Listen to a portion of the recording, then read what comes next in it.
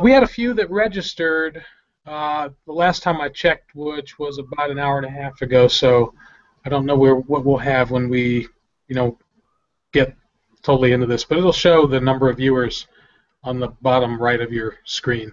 Okay. So we're recording, and anyone who gets this in a replay will be able to see all of this. So why don't we just talk a little bit about you guys. How are you guys doing this year so far with your programs with Charity Golf International? It's been a record year. We had our largest month ever in June with 138 tournaments. We also passed the $8.5 million mark for total money raised on the tee box, which has now put us as the largest on-course fundraising organization in the country. Awesome! Congratulations. Yeah. Thank you. And we'll surpass 10 million by end of the year. Well, I hope we have a little part in that as well. I hope so. Helping you raise that much money. That's awesome, my friend. Thank you. Thank you. So I guess I should really do a formal intro because we'll have people watching this replay, and I want them to get the full gist of what we're doing. So I'll start by going back to the beginning, which is we're here for the Make It Rain webinar, Score Big Money on the day of your charity golf event. We're going to be talking about how to make more money with your auctions, your raffles, and with your on-course activities. And presenting sponsor today is Charity Golf International.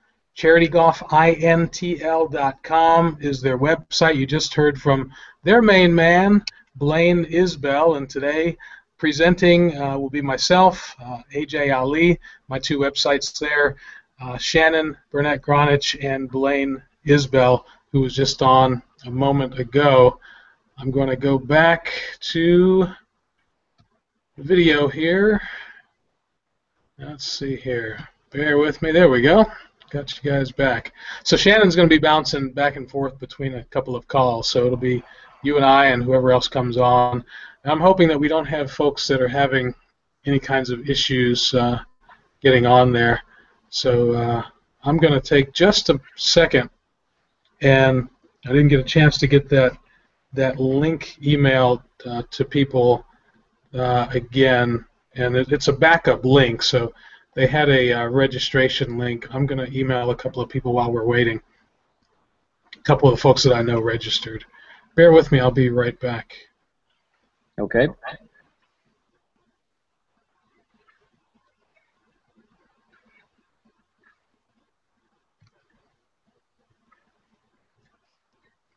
What do you see on your screen there? Do you see me or do you see my Gmail? You. Okay. All right. Let's see here.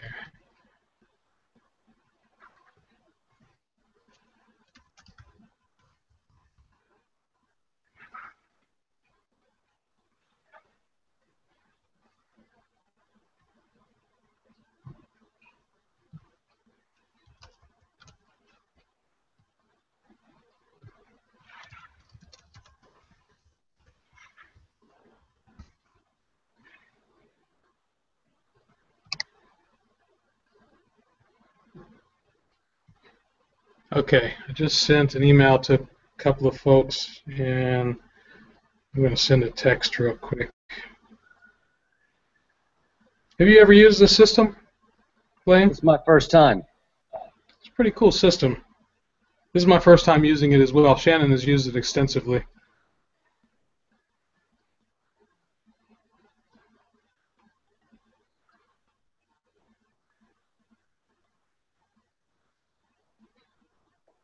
Just sent a text to Phil Strambler, so they're good to go with you guys, right? On a couple of events. Yeah, we had a handful of events booked, and unfortunately, Phil had some health issues and had to push back the dates on a couple of those events. So I think the first event we have on the calendar for him now is August 17th. Okay. Okay. Cool.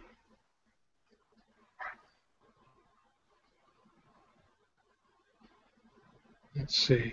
Yeah, I'm not getting anyone texting or emailing saying they're having issues. But it's only 6 after. And in today's world, I'm finding more and more that people are showing up late for everything. So let's just keep talking, because folks that may tune in later for this, we'll just send them the link. This link will be usable by us for any number of folks that I can send this to. So I'm going to go back to the screen share. Let's see here.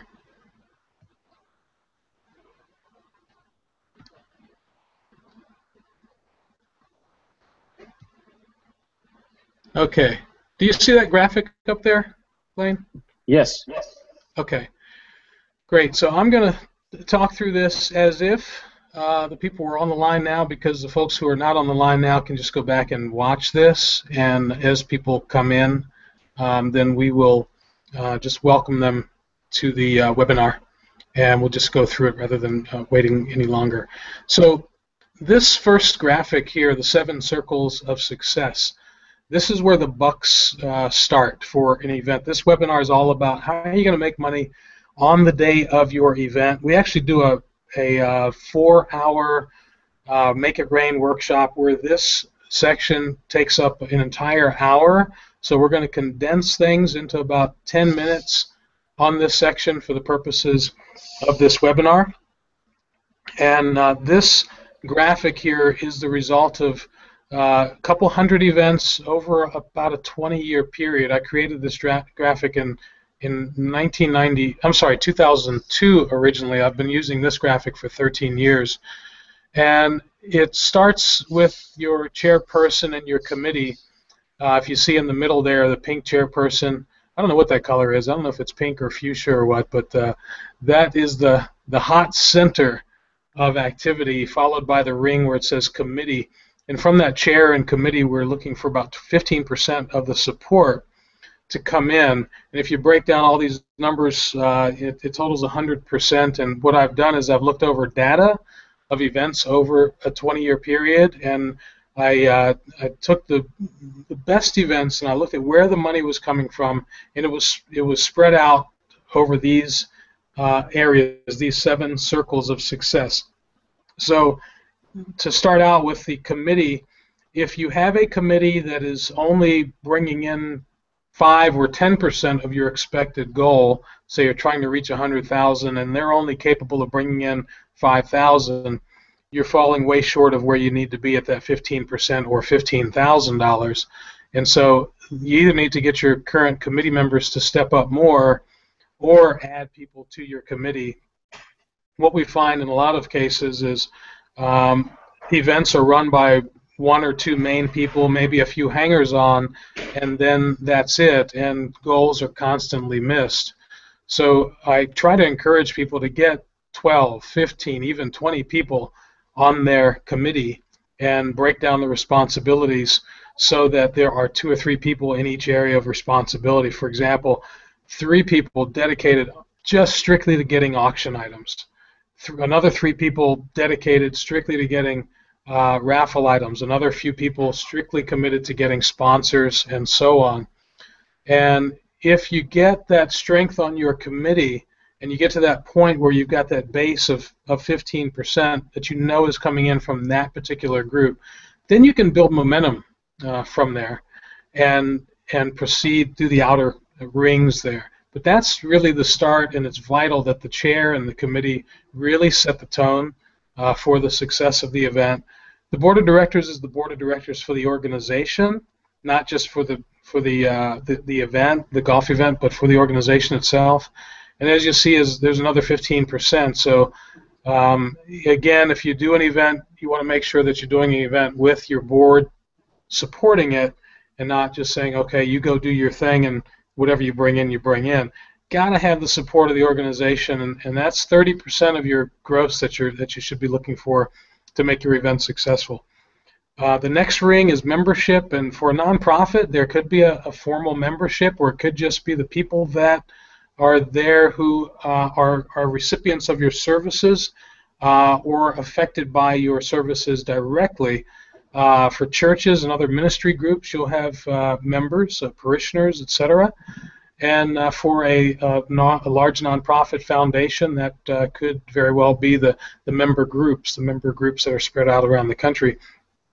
And you're going to tap them for 20% of the support that you're looking for. That's the second biggest number. And you might think, well, if someone's going through a cancer battle and it's a cancer charity and they're being served by your group, they may not have money. Well, cancer strikes people of all socioeconomic backgrounds, and so I've seen more often than not, if someone gets asked to support, they will find a way to get behind it, even if their personal finances aren't allowing them to do it. Their heart will be behind it, and they'll find a way to get some support thrown your way. Suppliers, the people that you spend money with every month, supporters, those folks who are supportive of your efforts and may donate from time to time. The green ring business associates, that's the part where people stop short 9 times out of 10. And I'll give you a quick example. And this is an area where I'll give you an example of the Baltimore Business Journal. I went to them for a sponsorship for an event that I was doing at a country club. And I sat down with the publisher, and the publisher agreed to give us what I asked for, which was several full-page ads in their weekly business magazine. So he did that, and after he did that and we shook hands on that, I said, can you do one more thing? And this will help both you and us. Is there an advertiser that you deal with that would feel really good about you if you supported, if you got them to come into this event with you to support this event? And that way you can use it as a kind of a team building exercise between you and them. You'll get them in front of the VIPs that are at the event and help them to generate some business. So you'd be looking out for them. I'm looking for someone in the $5,000 to $10,000 range to be one of our primary sponsors. He picked up the phone, called a financial services company in Baltimore, and set up an appointment for me. Within a week, I had the appointment. Within 2 weeks, I had a $10,000 check. And that was because I used that ring of business associates. I took it one step further. I sealed the deal, but I asked that person, is there anyone else that you know? And that's a really simple ask, but 9 times out of 10 people don't ask that. They think that getting the sponsorship is the end game, but it really is the start of the relationship. And you want to really use it as a start and build out from there, because if you do that, your relationships are going to last a lot longer. You're going to benefit together over the long haul as you develop a relationship. And that's one of many instances I can use to share an example of how that worked out for one of my clients, a nonprofit that I did the event for. They were supremely happy with that. So the outside ring there, general public, that's if you do all the other things right, you get support going in all those other circles, you're going to generate that 5% ring there, which will top you out at 100. And if you follow this bit of advice, you're going to hit your target 100% of the time. So that kind of sets the stage for how do you leverage groups of people and people that are involved with the event to get the support that you need for your auction, your raffle, and for your on-course activities, such as bringing in Charity Golf International. So I'm going to go down to the next section here.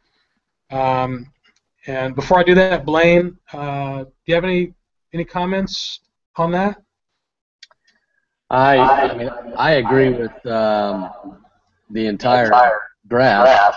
I think that it does take a team to put together a successful tournament. I do think that as you build this team and as you build these rings for your event, that one thing you might want to focus on is just having as few points of contact though as possible for each section. People like Charity Golf International, like ourselves, nothing pleases us more than when we can just reach out to one, maybe two people to have to present, our fundraising effort, what we can bring to the table, and not have to, talk to, 3, 4, 5, 6 different people, talk to a committee member, and then represent it to a board of directors.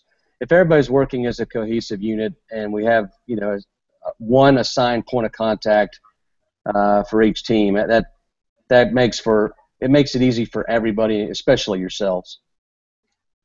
Awesome. That's a great point. Yeah, because I've seen it happen otherwise, and it can get to be confusing. Absolutely. So here we go. It's 12:16. We're gonna stay on track here, and for everyone who is not on here yet, I don't know if there are technical difficulties going on the live version of this, but you will be able to access it. We'll get this out to everyone. Section number 1, auctions.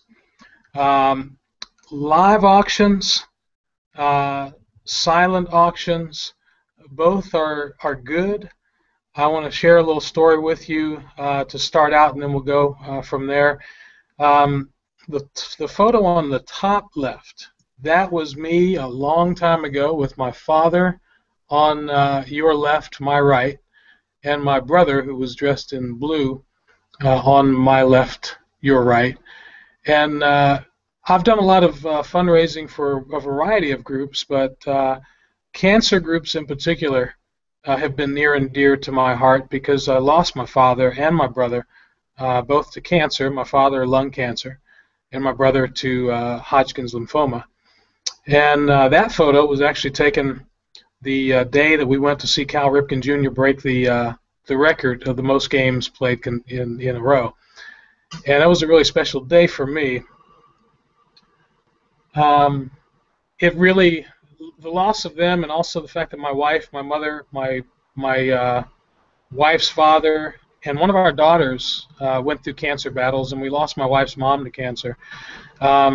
That's really made us very highly tuned to cancer-related causes, and so we're able to tell a story that starts with us. And when I'm sitting down with someone to talk about auction items or sponsorships or other things related to the success of the event, I'm able to share my personal story.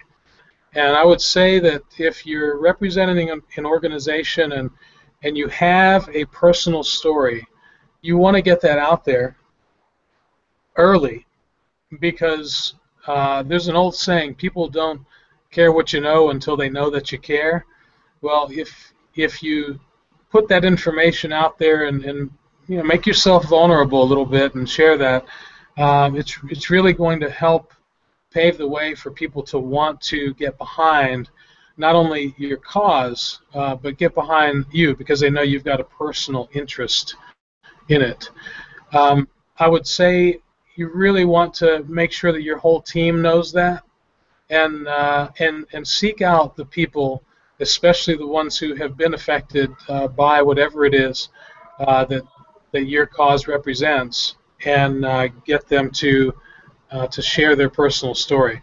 Now, the photo on the right side of the page, those are two guys that I met last summer while I was going across the country, 50 states in 101 days, playing golf in every state, teaching wellness in every state. And these are two guys from a biker gang, and there were about 20 of them at the gas station there filling up, and I went over and started talking with them, and they were a bit standoffish, shall we say, at the beginning.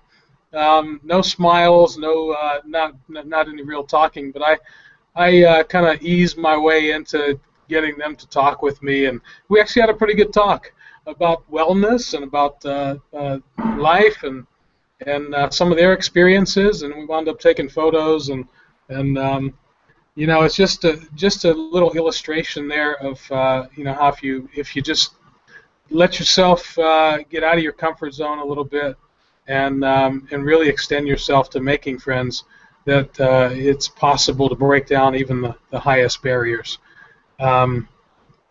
So I want to take that thought and go into how we can really make your auctions pay for you. And let me check real quick. I'm gonna stop this for just a second. Go back to the video. I think you can probably see me now.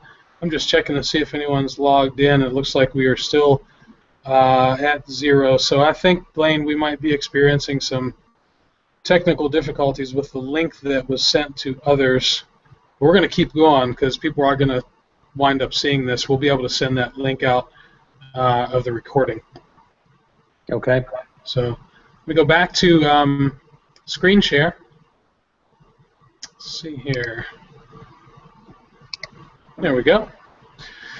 All right. So if you're preparing an auction, you know, the tendency is to go for a silent auction. That seems to be the type of auction that most people really go heavy on, and go out and get a bunch of items, 20 or 30 items, and you know, I'd say that's always great. You always want to do that.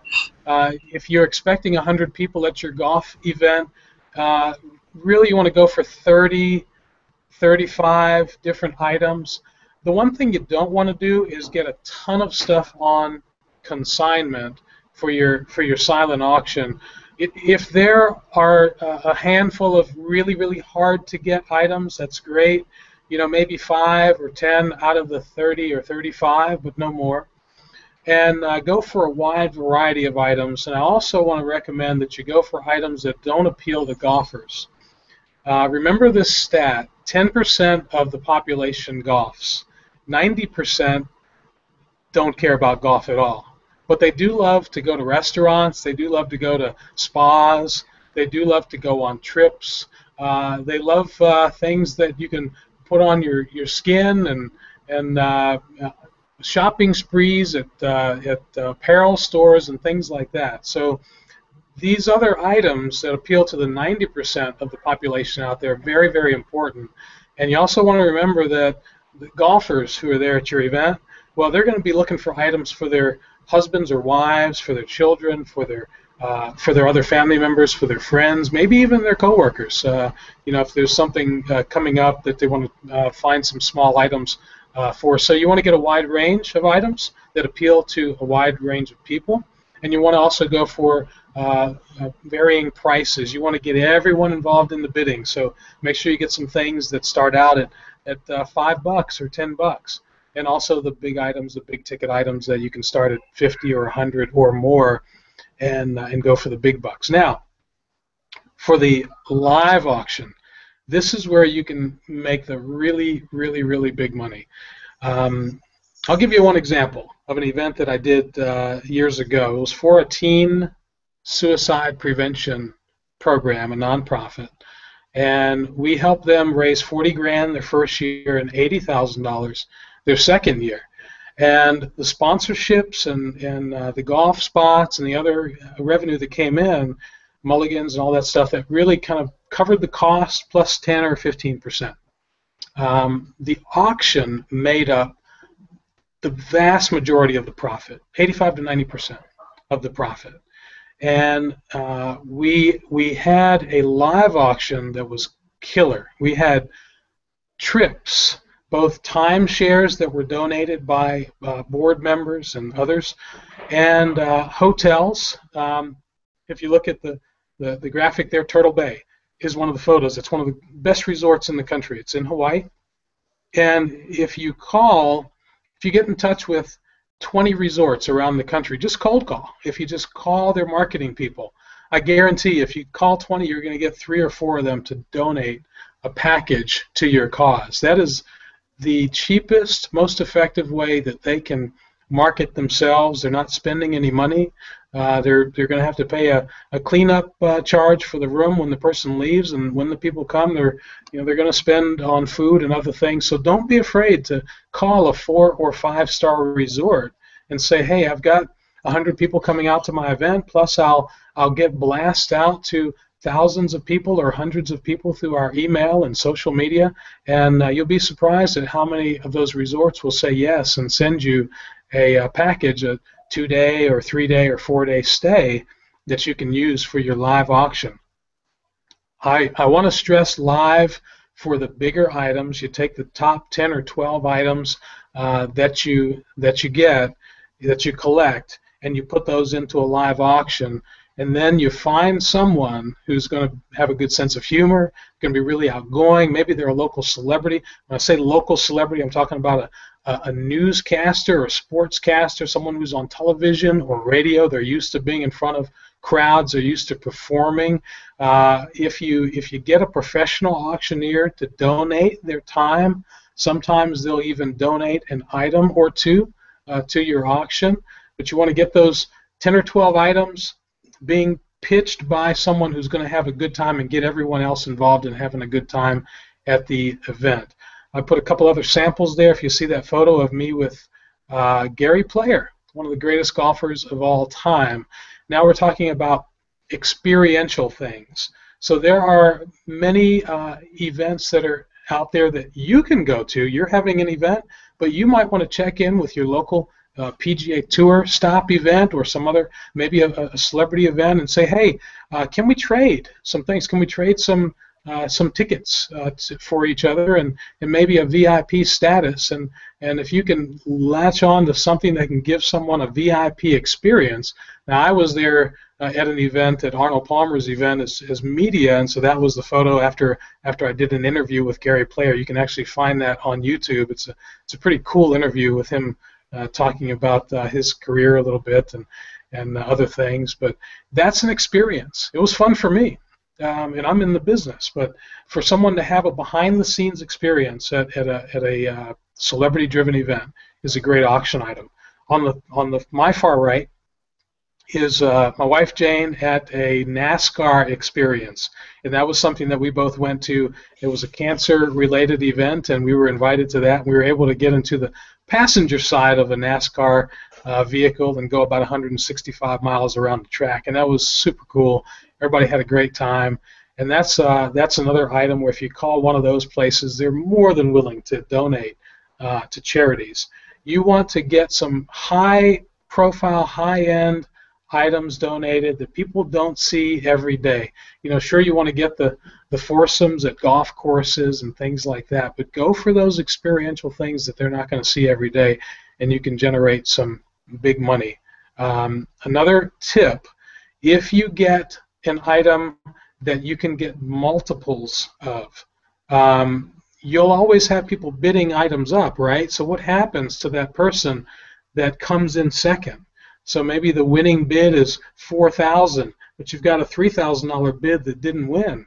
Well, if you have two items, then you can get both of those folks. Maybe you can get that person at 3 to come up to 4, but if not, it'd be well worth it for you to drop your price to $3,500 if both come in, or even go down to that second bid and give that person that won it a discount and bring in $6,000 instead of just $4,000. So little gamesmanship there, little tricks that you can play to raise your auction revenue. The biggest auction I ever was involved in was about $1 million. That was the total auction at an event in Vegas that I wrote the business plan for a big foundation, and that was fun to be a part of something like that. But generally, if you're a charity and you're raising $10,000 or $20,000 and you can increase it by 50% or even double it using these tips, then that's found money, and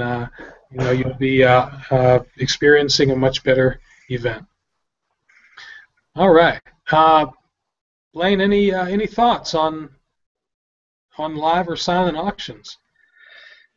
Yeah, keep in mind you can put a lot of thought into when you actually do your auction. Now, some events can't afford to do this, but if you could do your auction the night before the event, I've seen that produces a lot more dollars raised than doing it at the end of the golf tournament, because if you think about it, a lot of times, more often than not, They've spent 5-6 hours on the golf course, depending on where they're playing. It's hot. They're dehydrated. They're tired. They're hungry.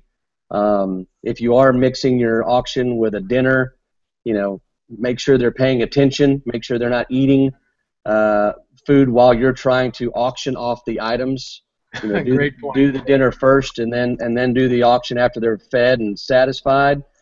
But I'm seeing more and more tournaments. If the ones that choose to do an auction, they do it more like not a silent, but a live auction. They're doing it the night before, like a dinner the night before, and you've got everybody's attention. They're all jazzed up about the next day being able to play golf. It just seems to raise more money than doing it the traditional way at the end of the event. Awesome. That's a really great point, and a good lead-in to the next section here. If I can bring that graphic back up here. Let me see if I can grab that. Here we go. The next section. Actually, you know what? I'm going to I'll just go ahead and tackle it. So I didn't have the graphic that I thought I had up, but there's the PAL method that I spoke of here. I had another graphic that I thought I had in there, but I didn't. So partner asset leveraging, going back to that story with the business journal. Let me click off of here for a second. Just go back to video. So one of the events that we were involved in was an event for a car dealer, and we did the partner asset leveraging model throughout his event, where we reached out to all of his vendors. He wrote about 100 checks a month to all of his suppliers, cleaning supplies and advertising agency and you name it, and he got a lot of those vendors to participate. One of the really special things we did with him, Blaine, I don't know if you remember, but years ago Buick had a tractor trailer that they would send around the country, and it was a Tiger Woods Buick tractor trailer, and it had this whole crazy setup with a swing simulator and all kinds of things related to the Tiger. So he had a Buick dealership, so we got Buick to send that tractor trailer over, and this was the night before the event, like you said, and we had a putting contest in the dealership. We had live music. We flew Lee Elder in, the super senior now, Champions Tour. Lee Elder was the first African-American golfer to play in the Masters. We had him come out. We had some newscasters and others come out, and we did the auction at the dealership the night before, like you said. So we created this pre-event. It was really a pairings party that had all these other bells and whistles, and a lot of people who didn't play in the golf event came out to that. And I tell you, if we didn't have the golf event, if we only had that, it would have stood on its own as a phenomenal time. And the next day, all the pressure was off, because the money that was raised for the 4 charities, it was all raised that night at the dealership. And the next day, everybody just had a good time on the golf course. Yeah.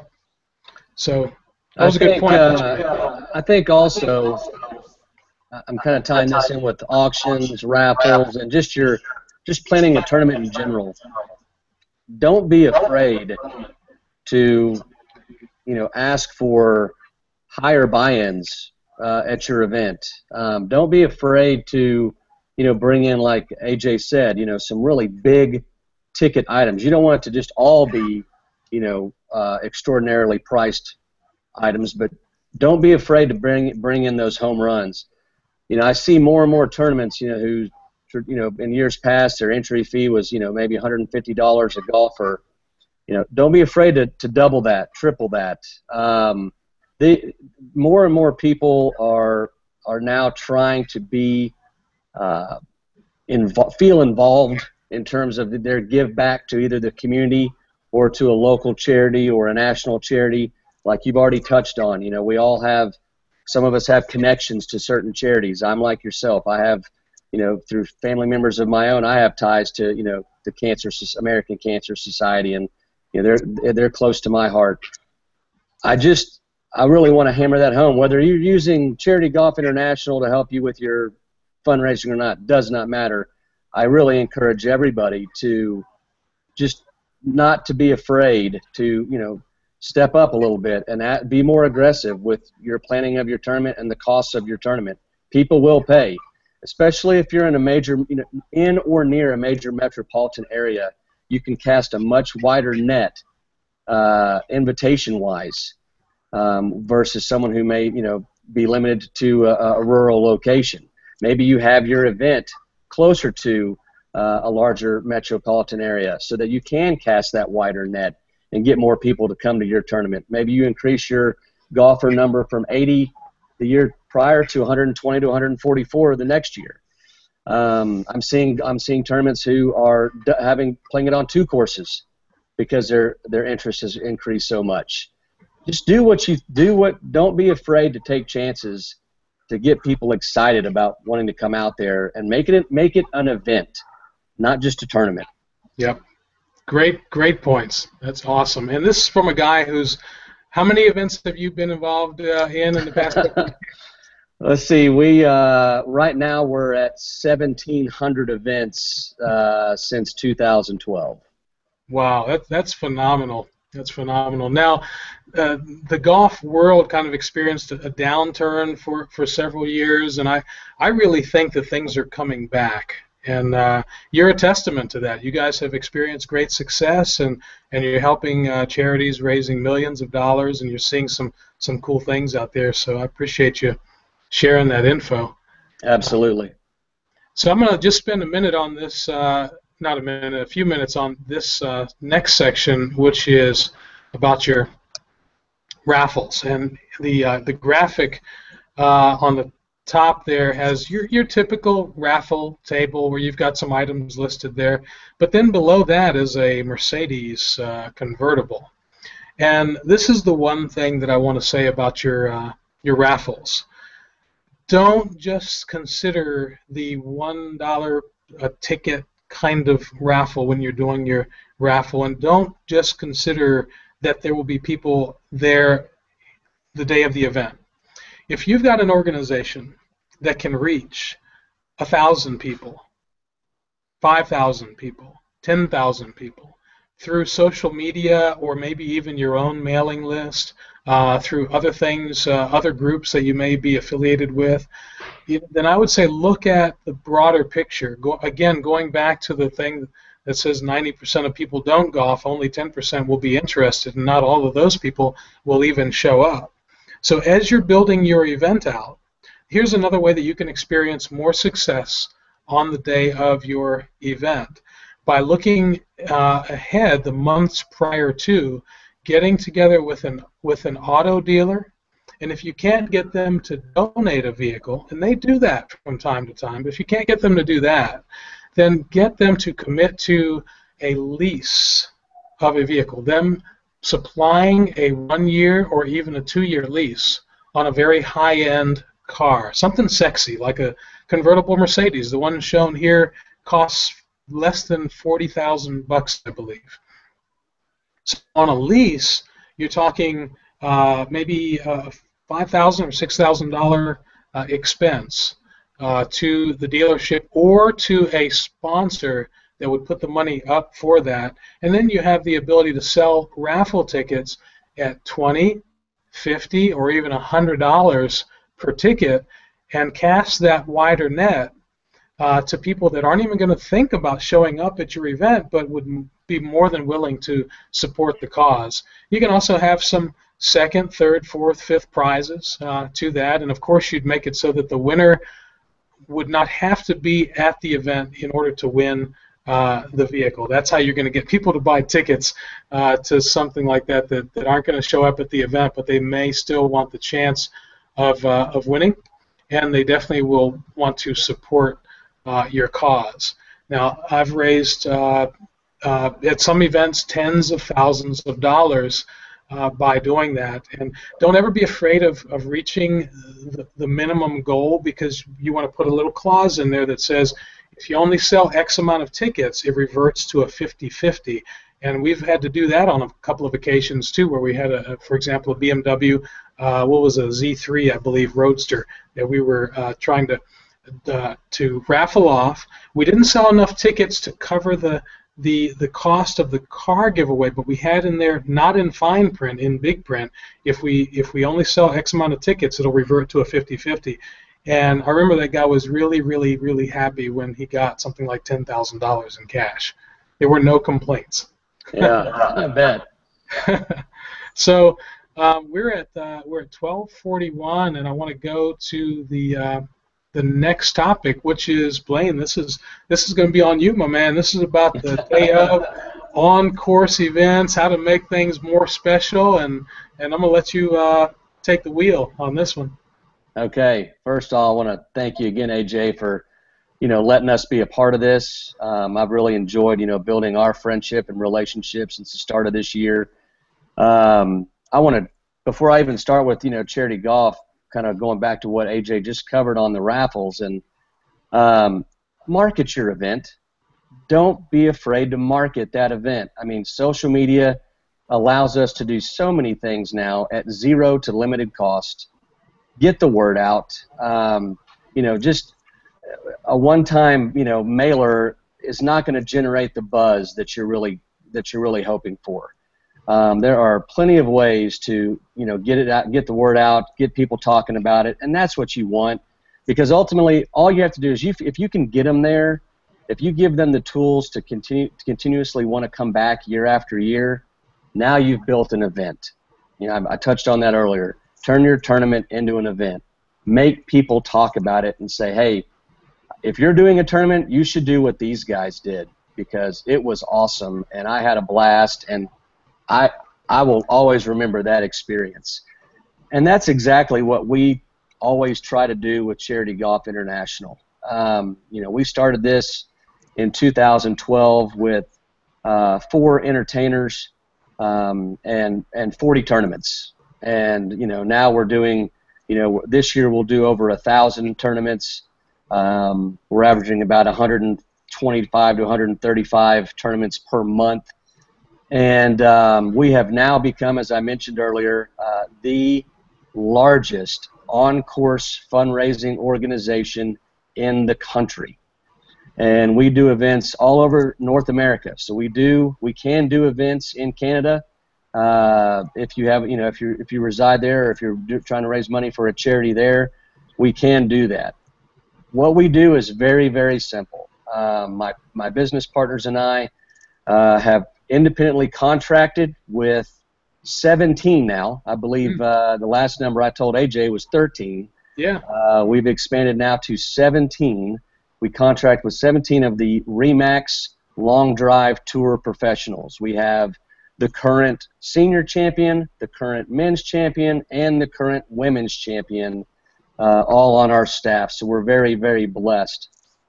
I think the main thing that I want to hammer home is there is absolutely zero risk, zero out-of-pocket expense for your tournament or for your charitable organization to have Charity Golf International come out. We know how difficult it is to raise money and to meet your financial goals for the day. So the last thing we want to do is have you guys having to come out of pocket to be able to raise money later. So what we do is we bring out one of our long drive professionals to your event, and I have these guys all over the country.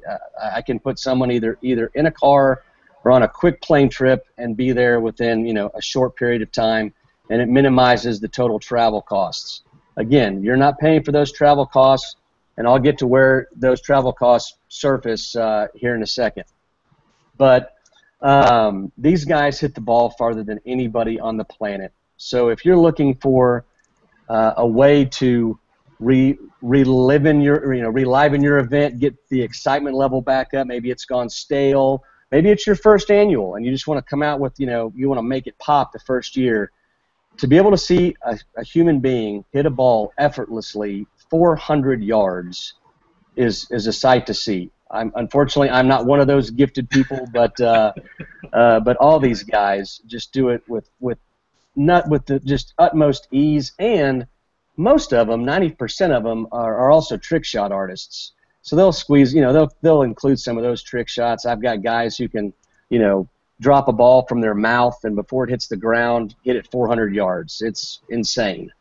So, I've, hey Blaine, I yeah. saw a video where John Daly put a tee in someone's mouth and teed off, Uh-huh. and didn't kill the guy. You guys don't do that, right? You don't recommend No, I don't recommend that. Let's leave the patrons out of the equation. Let's just let them watch from a safe distance. But we are doing events for charities of all ilks, all sizes. I mean, I've mentioned American Cancer Society. We are a staple with the NFL Alumni Association, National Kidney Foundation, the Lexus Club, Mercedes Club, National Kidney Foundation, Boys and Girls Clubs. So we are doing events all over the country. We do try and make sure that our ultimate goal is to write as big of a check as we possibly can to your organization when the event is over. So in order to do that, I've found that the magic formula is if you've got at least 100 golfers at your event, we can make a tremendous splash. We can make a splash at any event, but again, our ultimate goal from a philanthropic standpoint is to write big, big checks. And if we have more golfers to entertain, then we have more chances to raise that substantial amount of money for you. So here's how it works. It's real simple. We send an entertainer to your event. We set up on a par 5. We handle all the logistics of getting our guy out there, his travel, putting you on the counter. We bring our own tent. We bring our own signage.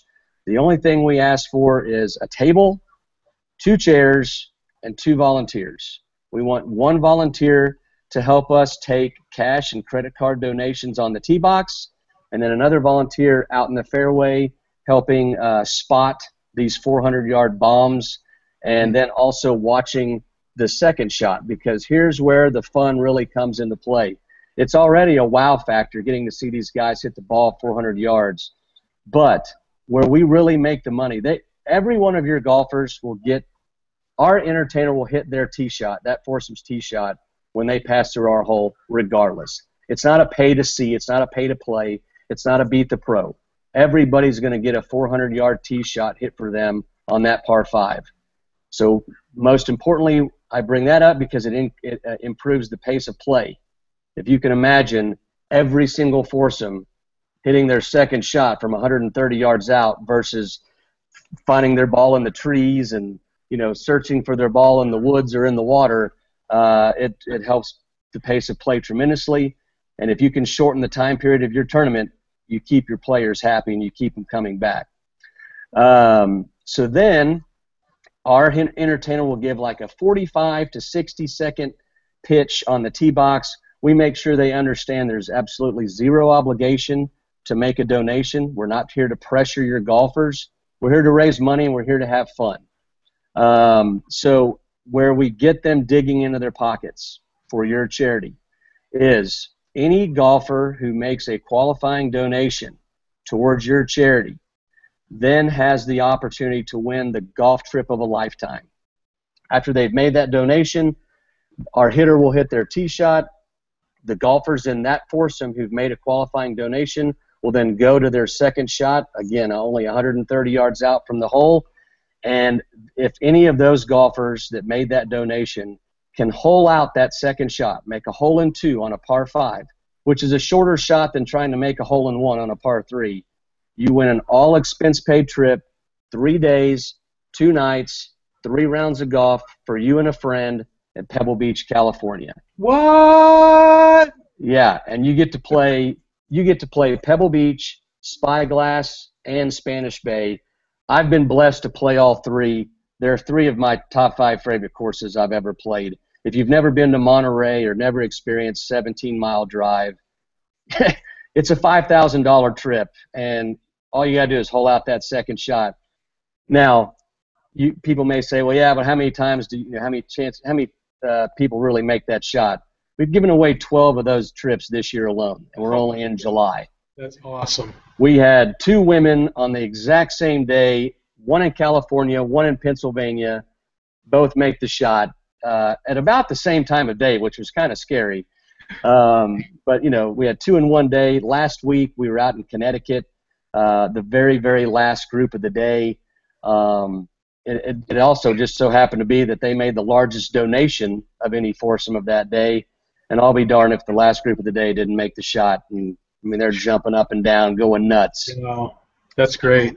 And I love, there's so many great stories about just that one event because, when I approached them to have us come out, she had just, she told me, she's like, Blaine, we've just been burned so many times with, other gimmicks or other revenue generating, options, and they just haven't delivered. And I said, listen, number one, I guarantee everybody revenue no matter what.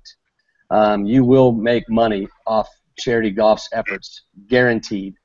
I said, but number two, with the number of golfers you have and you giving me a really good idea of, what your charity is and what your audience consists of, I guarantee you we will raise at least $6,000. We raised $9,500, and we gave away a trip to Pebble Beach, California. So wow. She's already booked us for next year, and she's already a reference that I can use all across the Northeast for people to use Charity Golf International. Now, that's great. Thank you. Now, so how does it work? How do you guys get your money? That's what you want to know. Again, you have paid us nothing to this point. So whatever money we raise for the day, and we can take cash, credit card, check donations. We tally that up. We take that gross amount. And there are some expenditures that we can't avoid, one of which is the whole insurance for the Pebble Beach trip that's supplied by Pebble Beach, and that costs $200. Then the credit card companies have to make their money, so they charge a 3% fee for the total credit card donation. So if we collected $3,000 in credit card donations, it's $100 that's taken off the gross total. And then the travel for the nearest golfer. And we pride ourselves on logistics and making the most sense of booking travel. There's no sense in us sending a golfer from California to an event in Washington, D.C. We're going to send the nearest golfer that's available on the day of your event. And I have to stress that too, because I've only got 17 golfers, and there are days where we are doing 17 events in one day all across the country. So we have to turn away events too, unfortunately. But we will limit we will minimize the cost of sending the golfer out there. If you, the tournament coordinator, have a suggestion, or if you guys have organized or made an arrangement with a certain hotel for a discounted rate for your golfers, we will be happy to stay there or stay with a friend. We're not afraid to just shack up somewhere for the night and minimize those costs for you. So we take those costs out of the gross total, and the remaining net total, Charity Golf International and your charitable organization split that total 50-50. So we average over, think about this, doing over 1,700 tournaments, our average gross total, or excuse me, net total is $5,600 now. So that's $2,800 going towards your charitable organization on average. There are some events that we do $30,000. There are some events where we only do $2,000. That's why I say market your event. I will give you all the tools you need. I'll give you my logo. You can use my website as a tool. You have full carte blanche to my website to do with what you want. Share the videos. Share the testimonials. I don't care. Share the bios on my golfer that's going to be assigned to your event. We want people to get excited about us being there, and also to be prepared that we are there, because we are going to be asking them on the golf course to dig in their pocket a little further for your organization. There are those small few events or organizations that would prefer to capture 100% of what we raise on the tee box. We have come up with an option for that to make that possible. If you just want to pay Charity Golf International a flat fee of $3,000, you get to keep 100% of what we raise on the tee box. Now, there are some events that want that option, but they don't have the budget to come up with the 3,000. Get a sponsor to pay for us to come out. Get one of you're getting sponsors for beverage carts and driving range and the dinners and everything else. You could probably find a sponsor who's willing to pony up the $3,000 to bring charity golf out there. And then you guys get to capture 100% of what we raise on the tee box. But 95% of our clients are fully happy with the 50-50 split. It's newfound money for them. 92% of the events that we do ask us back the following year. That's how we've gotten this business from 40 events to 1,700. It's word of mouth. It's referrals. We take a lot of pride in what we do. We don't want to, pressure your golfers. We want it to be a fun time. We want to bring that wow factor, and ultimately we want to raise as much money as possible for your organization.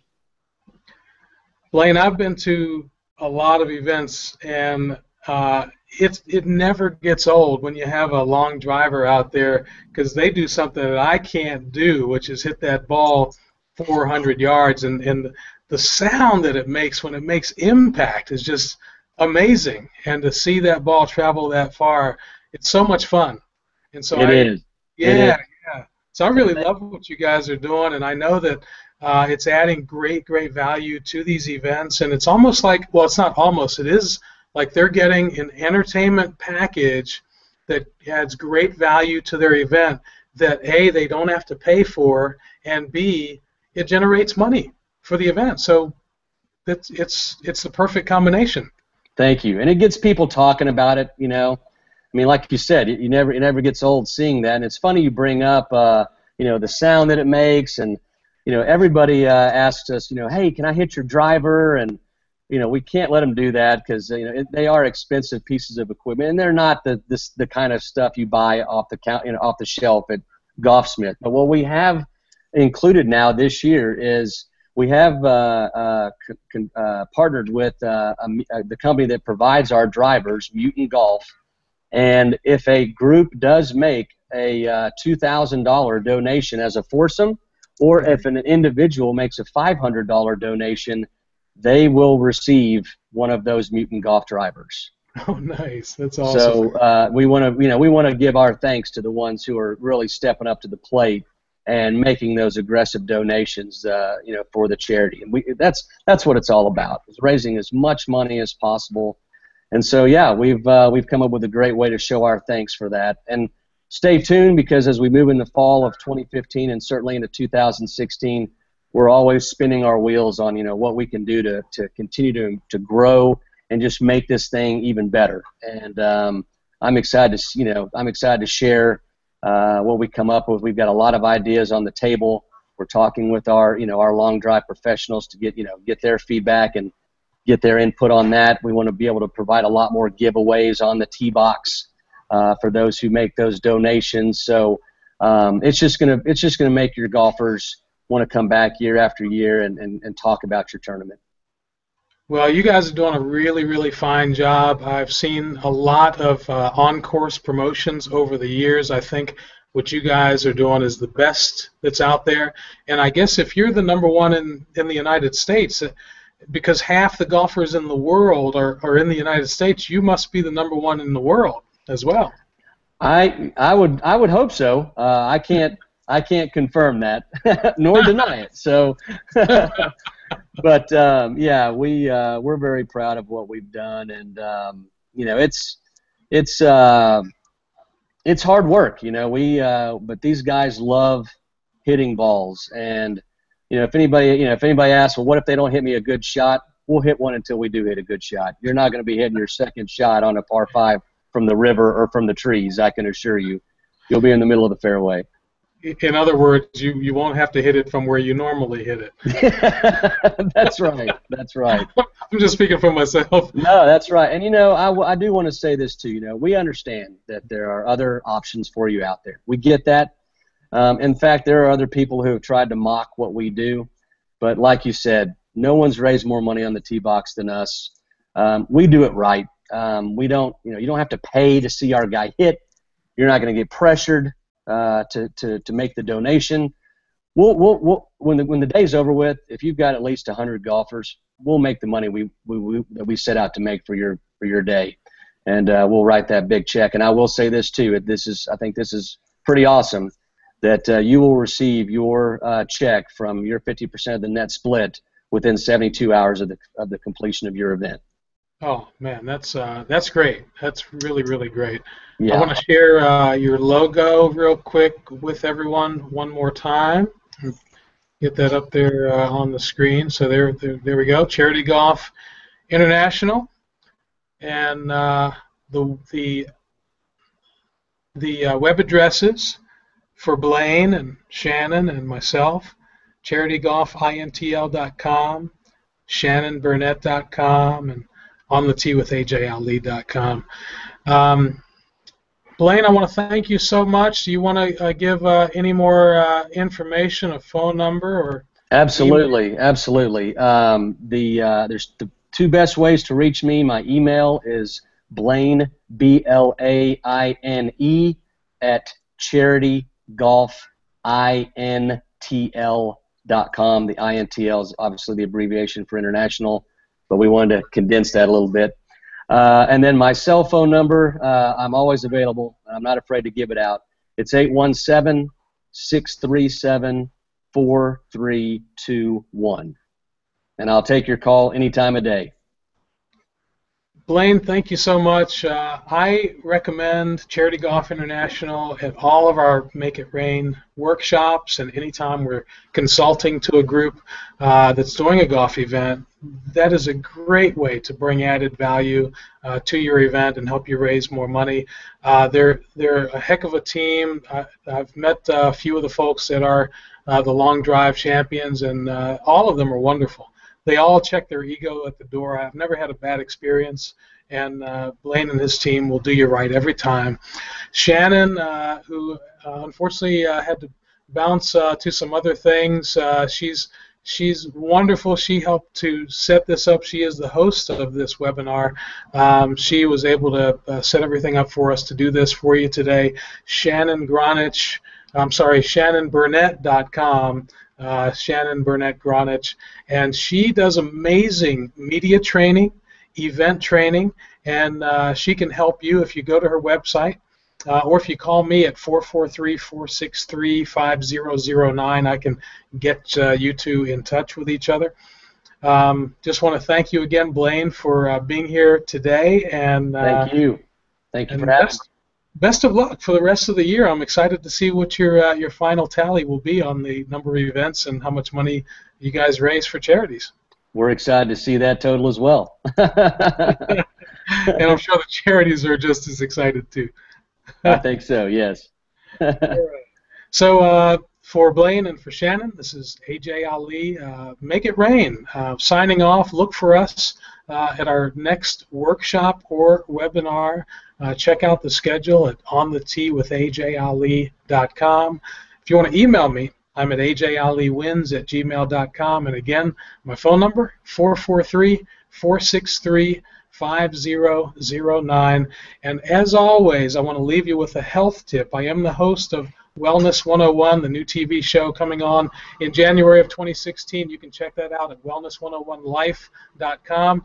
And the health tip for you is drink more water, especially during the summertime. Those headaches that you might get from time to time, it's probably because you're not drinking enough water. If you weigh, just for example's sake, if you weigh 200 pounds, you want to drink 100 ounces of water each day. If you weigh 100 pounds, drink 50 ounces of water each day. You just take your number of pounds, divide that in half, and drink that many ounces of water. Just that one single thing can help you to live a healthier lifestyle. All right. Make it a great rest of the day, and thanks for joining us here.